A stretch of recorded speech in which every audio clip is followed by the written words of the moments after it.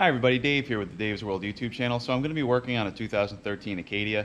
What's happening with this truck is it runs really rough whenever it needs to get gas. Sometimes it stalls, sometimes it won't start, and sometimes it starts and idles really bad. What I'm going to do is I'm going to put footage in right now to show you actually the symptoms of what the problem is.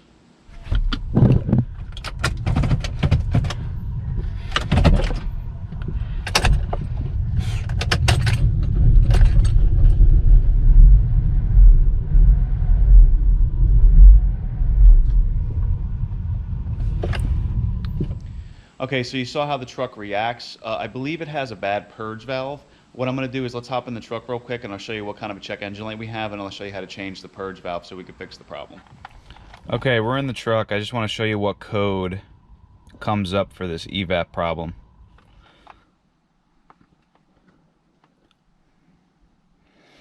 P0496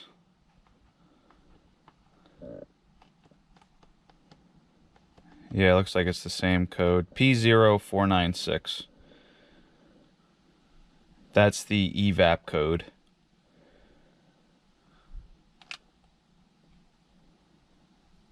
I'm going to clear it out now because we're going to fix the problem. Okay, it's staying on, which is probably a good thing because when I fix the problem, we'll be able to see it go away right away if it fixes it.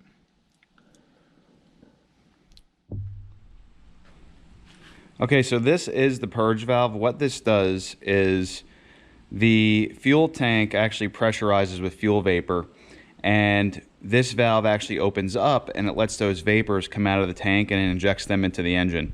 What I think happened is this isn't working anymore, which seems to be a common problem on the Acadia.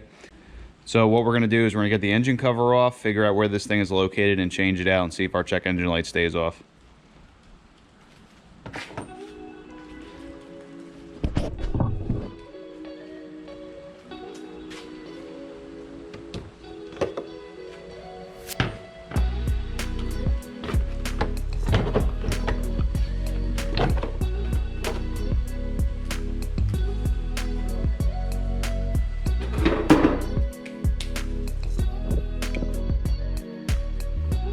This one's actually an easy fix. It looks like it's right on the intake manifold in the front. Perfect.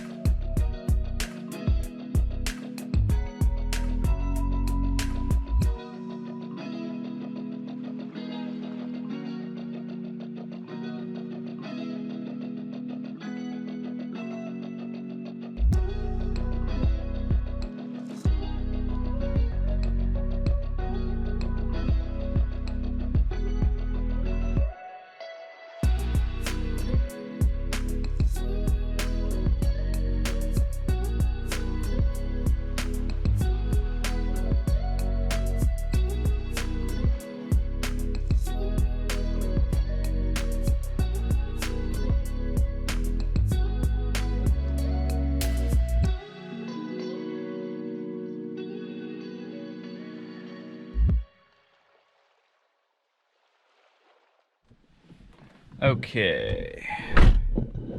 Alright, we're in the Acadia. What I'm going to do now is let's start the truck. I want to see if the light goes out, and I want to give the computer system a minute to see that the evap solenoid is working properly. Hopefully, in theory. Actually, the check engine light just immediately shut off, so that was definitely the problem.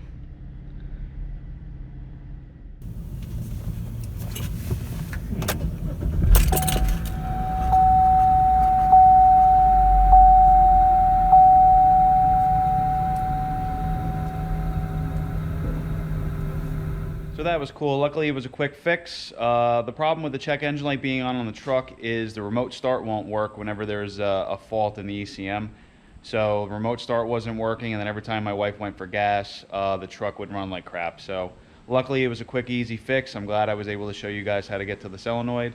And, you know, I really appreciate you guys checking this video out. Thank you, and have a very nice day, everyone.